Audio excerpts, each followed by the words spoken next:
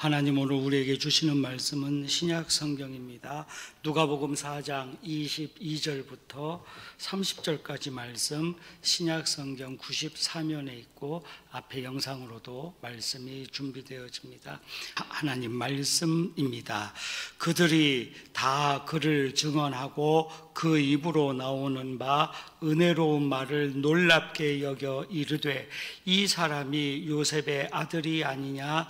예수께서 그들에게 이르시되 너희가 반드시 의사야 너 자신을 고치라 하는 속담을 인용하여 내게 말하기를 우리가 들은 바 가버나움에서 행한 일을 내 고향 여기서도 행하라 하리라. 또 이르시되 내가 진실로 너희에게 이르노니 선지자가 고향에서는 환영을 받는 자가 없느니라.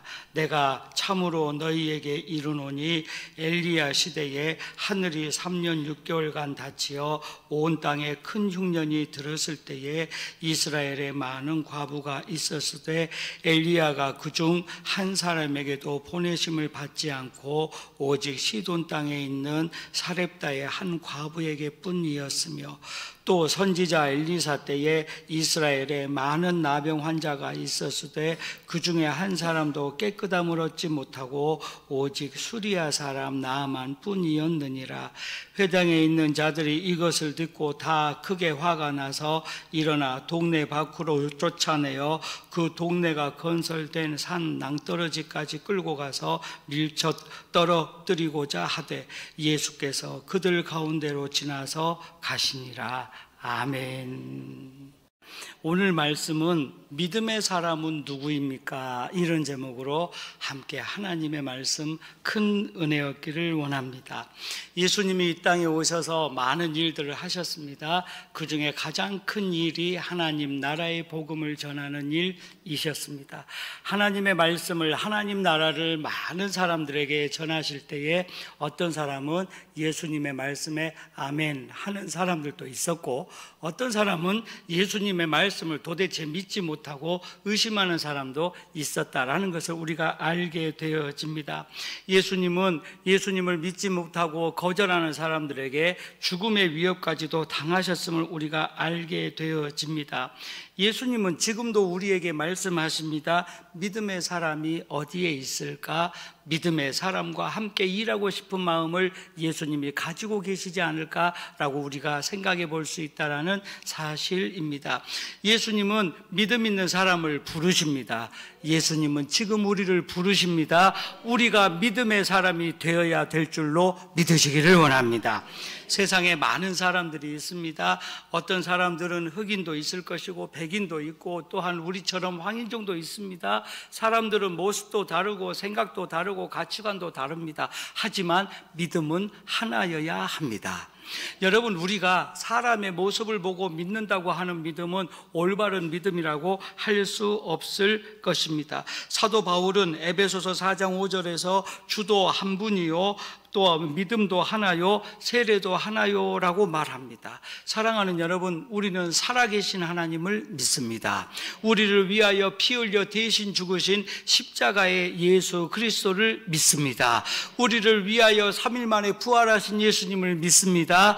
또 지금은 하늘에 올라가셨지만 언젠가 다시 오실 예수님을 믿습니다. 여러분, 이 믿음은 하나다라는 사실입니다. 그런데 우리는 때때로 믿음 있는 것처럼 보이지만 믿음 없는 사람들이 얼마나 많은지 우리가 잘 알 수 있다라는 사실입니다. 세상을 보면 믿음 있는 사람처럼 보입니다. 그런데 그들의 열매를 보면 믿음이 없는 사람인 것만 같습니다. 세상에서 보면 그들은 기도 많이 하는 사람 같습니다. 하지만 열매를 보았더니 기도하지 않는 사람과 별반 다를 것이 없는 모습도 우리가 바라보게 된다라는 사실인 것입니다. 오늘 말씀을 보면 예수님은 아마도 고향 가까운 곳 혹은 고향에서 하나님의 말씀을 전하셨던 것 같습니다. 그런데 사람들이 예수님의 환경을 보고 예수님의 모습을 보고 믿으려고 하지 않습니다. 저 사람 목수인 요셉의 아들 아니냐? 그러면서 예수님은 선지자도 고향에서 인정받지 못한다라고 말씀하시면서 비유를 통하여 또 역사적인 구약 성경을 인용하면서 하나님을 향한 믿음의 사람들은 어떤 결과를 얻었는지 말씀을 통하여 우리에게 알려주고 계신다라는 사실입니다. 사랑하는 여러분, 우리의 믿음은 순종하는 믿음이 되어야 합니다. 우리의 믿음은 하나님의 말씀, 예수 그리스도의 말씀을 믿는 믿음이 되어야 합니다. 많은 사람들이 사람을 믿으려고 합니다. 환경을 믿으려고 합니다. 능력을 믿으려고 합니다. 눈에 보여지는 것들을 믿으려고 합니다. 하지만 여러분, 진정한 믿음은 보이지 않습니다. 하지만 열매로 나타내고 열매로 하나님 살아계심을 증거하는 것이 온전한 믿음의 역사인 줄로 믿으시기를 원합니다. 우리는 믿음의 사람이 되어야 합니다. 오늘 제목처럼 믿음의 사람은 누구입니까? 믿음의 사람이 어디 있습니까? 주님이 물으실 때에 마치 우리도 주님 원하시는 선지자처럼 주여 내가 여기 있나이다 나를 부르소서 대답하면서 한 번 더 하나님의 열매를, 하나님 주시는 축복의 은혜를 얻는 역사가 저와 여러분에게 있게 되기를 간절히 축원합니다. 첫 번째로 예수님은 사람들을 놀라게 하셨다라는 걸 우리가 알게 되어집니다. 예수님은 하나님 나라의 복음을 전하셨습니다. 예수님은 광야에서 금식도 하셨고 이후에 시험을 이기셨습니다.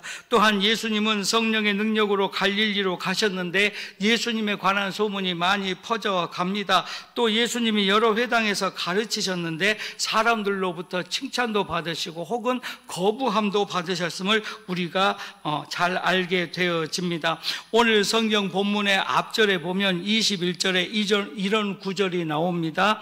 이에 예수께서 그들에게 말씀하시되 이 글이 오늘 너희 귀에 응하였느니라 하시니 라고 21절은 이야기합니다. 여러분, 어느 누구도 하나님의 말씀이 이루어졌다라고 말하기는 참으로 어려울 것입니다. 그런데 예수님은 하나님의 말씀이 이루어졌다라고 말씀을 하신 겁니다. 자, 그리고 나서 오늘 본문의 22절 말씀을 봅니다. 그들이 다 그를 증언하고 그 입으로 나오는 바 은혜로운 말을 놀랍게 여겨 이르되, 이렇게 성경은 이야기합니다. 그러면서 이 사람이 요셉의 아들이 아니냐 이렇게 묻고 있습니다. 여러분, 하나님의 은혜로운 말씀을 얻었으면 아멘 하고 믿으면 될 줄로 믿습니다. 그런데 이 사람들은 은혜로운 말을 들었음에도 불구하고 놀랍게 여기고 반문하고 있다라는 사실입니다. 사랑하는 여러분, 예수님의 말씀은 진리의 말씀입니다. 생명의 말씀입니다. 은혜로운 말씀인 줄로 믿습니다.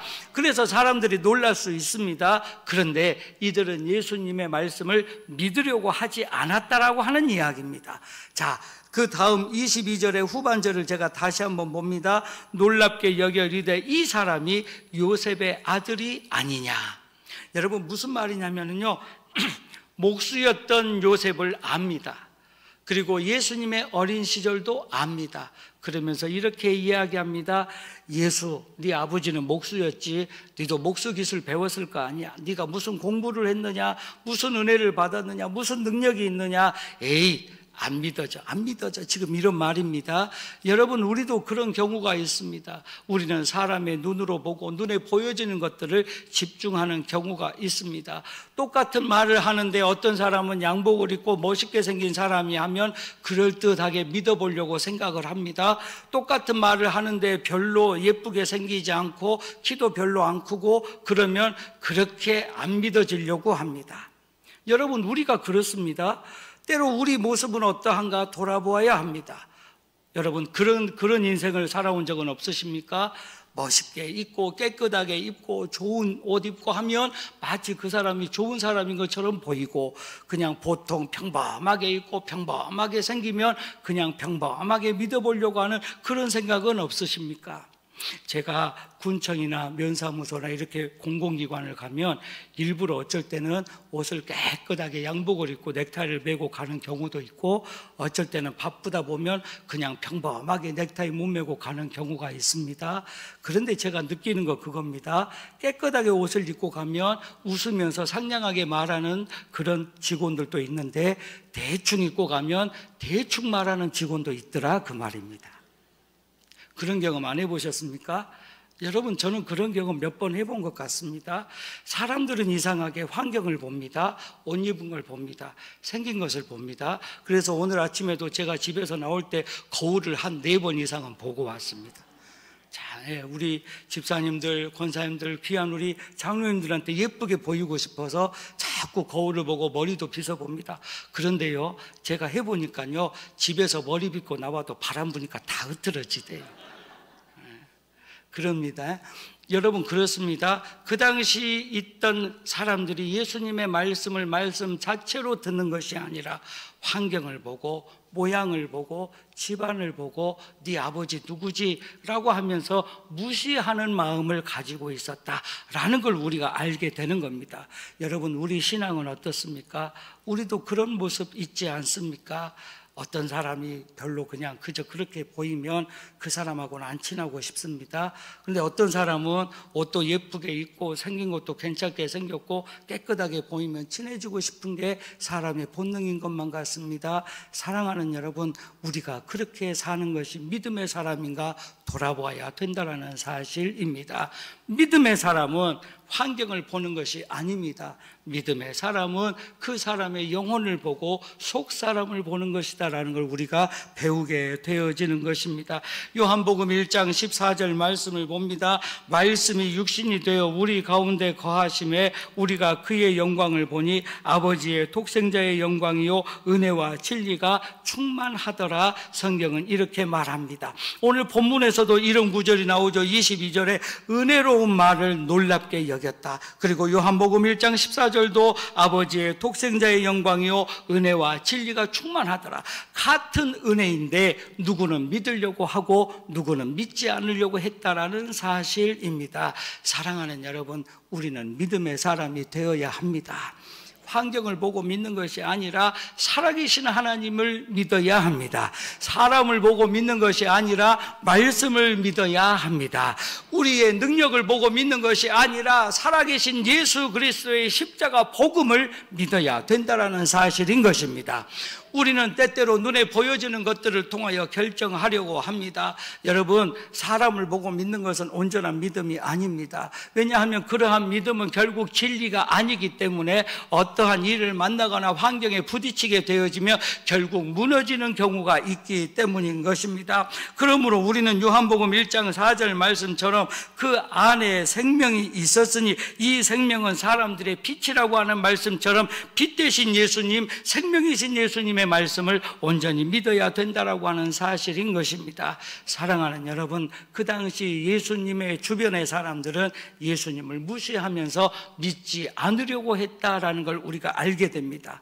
어찌 보면 우리 마음에도 이런 마음이 있을 수 있습니다. 오늘 이 시간 이 말씀을 우리가 마음에 간직하면서 정말 우리가 믿음의 사람이 되어져서 예수님의 말씀을 온전히 믿고 진리 안에 굳게 서는 놀라운 은혜의 역사가 저와 여러분에게 있게 되기를 간절히 축원합니다.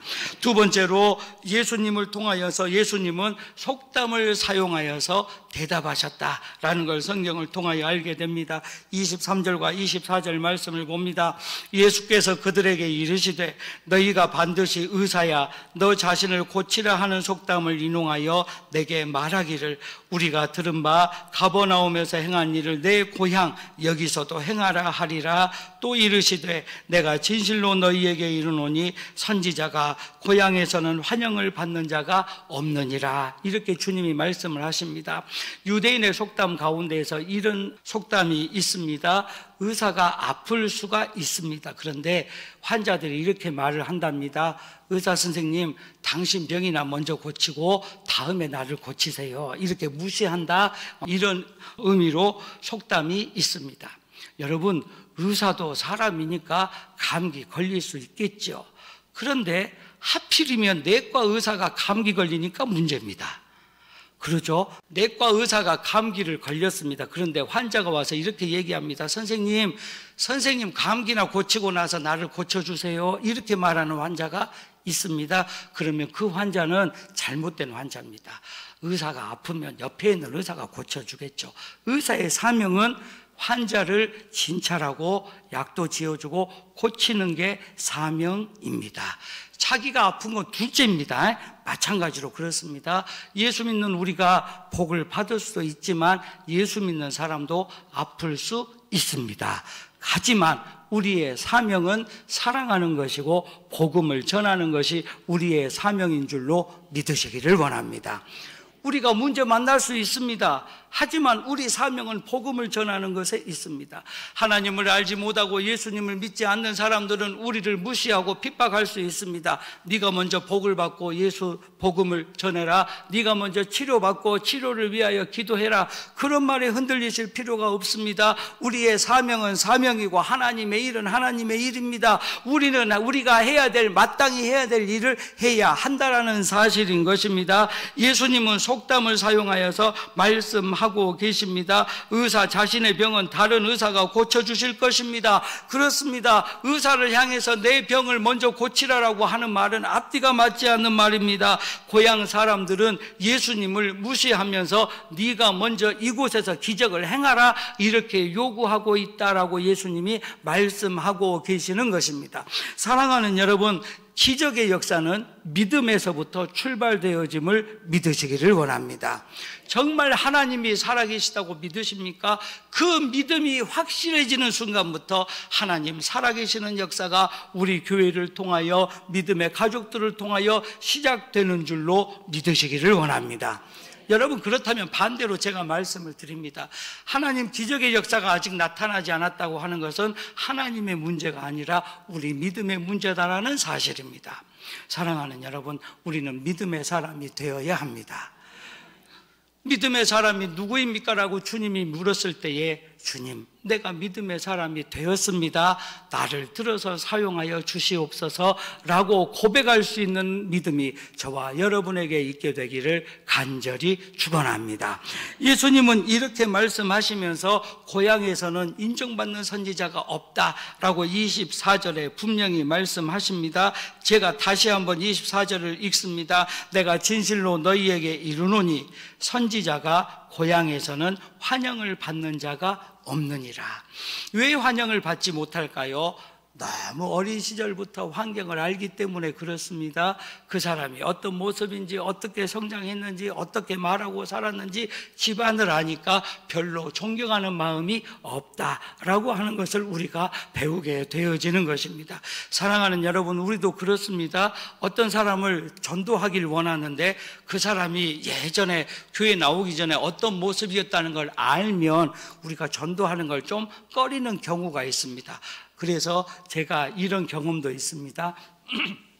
어떤 분이 저한테 와서 이렇게 말합니다. 목사님, 저 사람은 평생 교회 안 나올 것 같아요. 왜요?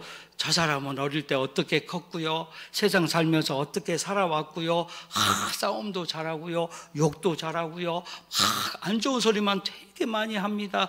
제가 그랬습니다. 그래도 전도해야죠. 아이고 목사님, 전도해도 안 될 거예요. 제가 지난번에 말씀드렸습니다. 안 된다고 믿으면 안 됩니다. 믿음의 역사입니다. 그런데 저는요, 된다고 믿습니다. 그러면 되어져 가는 겁니다. 여러분, 전도 왜 안 될까요? 안 하니까 안 되겠죠. 우리가 그 사람의 환경을 보고 전도하려고 하니까 안 되겠죠. 우리는 그 사람의 영혼을 보고 전도해야 될 줄로 믿습니다. 환경 보는 거 아닙니다. 그 사람이 어떻게 살아왔던 어떤 모습이든 과거가 중요하지 않습니다. 하나님이 은혜를 주시면, 하나님이 믿음을 주시면 지금부터 변화의 역사가 있게 될 줄로 믿으시기를 원합니다.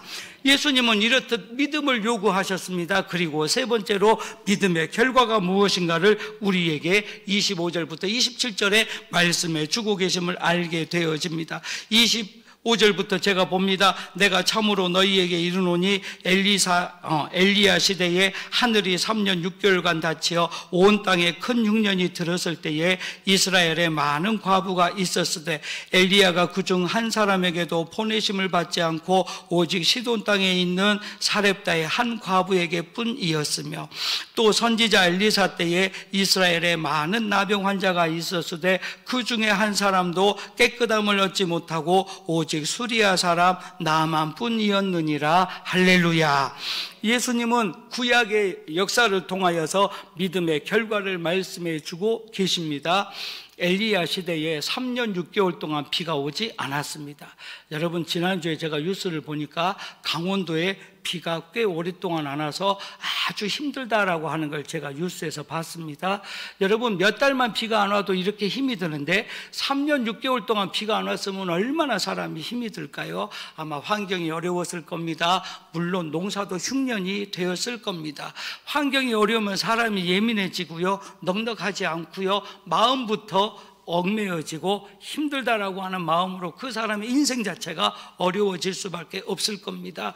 그 이유가 무엇인고 성경은 이렇게 이야기합니다. 열왕기상 8장 35절에 만일 그들이 주께 범죄함으로 말미암아 하늘이 닫히고 비가 없어서 주께 벌을 받을 때에 이곳을 향하여 기도하며 주의 이름을 찬양하고 그들의 죄에서 떠나거든 그때부터 하나님의 역사가 일어날 것이다라고 이야기합니다. 여러분, 하나님께서 3년 6개월 동안 비를 내려주시지 않는 이유는 결국은 범죄, 죄를 범함으로 말미암았다라는 사실입니다. 우리 인생도 그렇습니다. 우리가 문제가 있을 수도 있고 아픔이 있을 수도 있습니다. 뭔가 막혀질 수 있습니다. 그때에 우리는 얼른 하나님을 바라보고 우리의 죄가 무엇인지를 깨닫고 회개함으로 하나님께 돌아와야 합니다. 믿음 있는 사람은 돌아오는 사람입니다. 믿음 있는 사람은 주저앉아 있지만 일어설 수 있는 힘, 이것이 믿음의 역사인 줄로 믿으시기를 원합니다. 사랑하는 여러분, 우리 믿음의 결과가 바로 여기에 있습니다. 진짜 믿음은요, 넘어질 때에 일어서는 것입니다. 근데 믿음이 있는 것처럼 보여지는 사람은 넘어질 때에 주저앉아서 일어나지 않습니다. 이게 믿음의 결과입니다. 믿음 있는 사람은 열매가 있습니다. 하지만 믿음이 없는 사람은 열매가 없습니다. 예수님이 우리에게 말씀하십니다. 그 나무는 열매를 보아 안다라고 말씀을 하십니다. 마찬가지로 우리 믿음도 그렇습니다. 열매를 보아서 압니다. 사랑하는 여러분, 우리 안에 기쁨의 열매가 있으십니까? 그러면 우리는 믿음이 있는 겁니다. 우리가 찬양하고 싶은 마음이 있으십니까? 그러면 우리는 믿음이 있는 겁니다. 우리가 교회에 나와서 예배하고 싶은 열정이 있으십니까? 그러면 우리는 믿음이 있는 겁니다. 그런데 예배하고 싶은 마음도 없고 찬양하고 싶은 마음도 없고 기뻐하는 마음도 없고 선교나 구제나 교회를 향한 사랑의 마음이 없다면 우리는 믿음이 있는 것처럼 보이는 것이지 믿음 있는 사람은 아닐 수도 있다라는 사실인 것입니다. 오늘 또 말씀을 보면 예수님은 이렇게 말씀하십니다. 많은 사람들이 있었지만 하나님께서 엘리야를 사렙다의 한 과부에게 붙여주셨다라고 성경은 이야기합니다. 열왕기상 17장 9절 말씀을 보니까 너는 일어나 시돈에 속한 사르밧으로 가서 거기 머물라. 내가 그곳 과부에게 명령하여 내게 음식을 주게 하였느니라. 성경은 이렇게 말합니다. 하나님은 한 명의 사람을 통하여 그 어려운 환경에서도 살게 하기 위하여 음식을 준비하시고 이 한 명의 사람 사르밧에 있는 한 과부를 통하여 살게 하시고 이 과부도 그 어려운 환경을 이기게 하나님이 복을 주셨다라는 걸 성경을 통하여 우리가 깨닫게 되어지는 것입니다. 믿음의 결과입니다. 여러분, 나도 힘들지만 하나님이 말씀하셨을 때에 이 과부처럼 엘리야를 섬기고 순종했더니 하나님이 살게 하시는 역사를 경험하게 되어지는 것입니다. 또 성경에 보면 열왕기하 5장 14절에 이런 구절이 나옵니다. 나아만이 이에 내려가서 하나님의 사람의 말대로 요단강에 7번 몸을 잠그니 그의 살이 어린아이의 살같이 회복되어 깨끗하게 되었더라. 성경은 이렇게 말합니다. 사랑하는 여러분, 믿음의 결과는 어떻게 되냐면 고침을 받고 문제가 해결되고 살아나는 역사가 있는 줄로 믿으시기를 원합니다. 믿음의 결과는 열매입니다. 그런데 이 열매를 얻기 위하여 가장 먼저 공통적으로 순종의 역사가 필요하다라는 말씀입니다.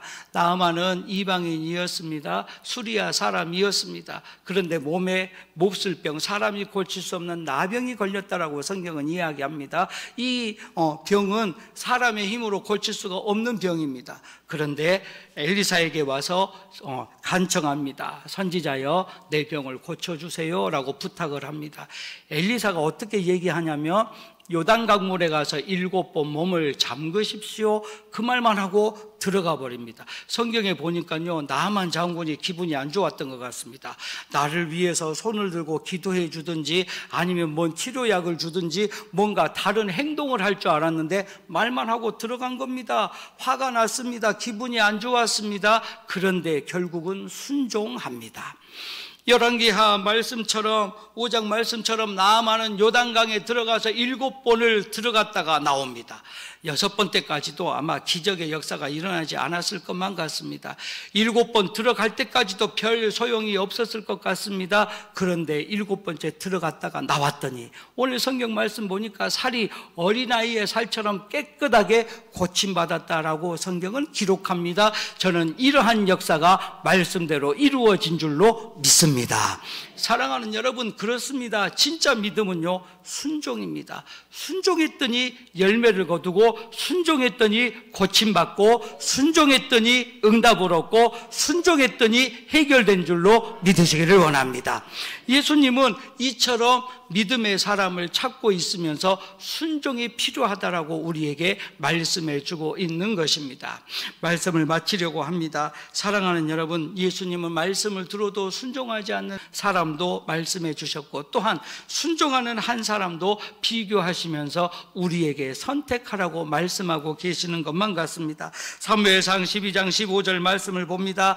너희가 만일 여호와의 목소리를 듣지 아니하고 여호와의 명령을 거역하면 여호와의 손이 너희의 조상들을 치신 것 같이 너희를 치실 것이라 성경은 말합니다. 하나님의 말씀을 들어도 듣지 않고 들려도 순종하지 않고 믿지 않으면 결국 하나님이 치실 것이라 이렇게 성경은 이야기합니다. 또한 느헤미야 9장 26절 말씀을 보면 은혜를 거부하는 사람들에 대하여 나옵니다. 그들은 순종하지 아니하고 주를 거역하며 주의 율법을 등지고 주께로 돌아오기를 권면하는 선지자들을 죽여 주를 심히 모독하였나이다 라고 성경은 말하고 있습니다. 사랑하는 여러분, 믿음의 사람은 순종이 시작되어집니다. 그리고 하나님의 말씀이 중심이 되어집니다. 그리고 주께로 돌아오게 된다라고 성경은 말하고 있는 것입니다. 오늘 이 시간 주님은 우리에게 묻고 있습니다. 믿음의 사람은 누구입니까? 사랑하는 여러분, 저와 여러분이 믿음의 사람이 되기를 간절히 축원합니다. 우리의 교회가 믿음의 교회가 되기를 간절히 축원합니다. 우리 모두가 순종의 사람이 되어져서 하나님의 응답의 열매를 거두는 놀라운 성령의 역사가 있게 되기를 간절히 축원합니다. 예수님의 출신이나 배경이나 환경을 보는 사람들은 예수님의 말씀을 믿지 못했습니다.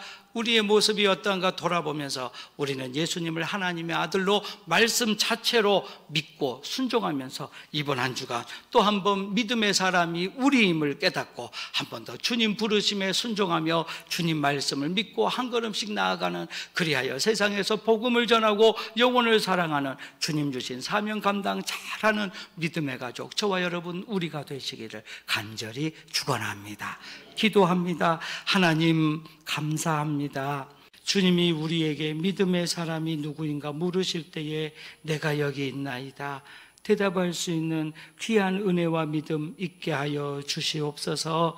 오늘 주시는 말씀처럼 주님의 말씀을 믿고 그 말씀에 순종함으로 믿음의 사람이 되기를 원합니다. 하나님, 우리의 기도를 들으시고 다시 한번 말씀의 은혜를 더하여 주셔서 이제 믿음의 사람으로 변화시켜 주시옵소서.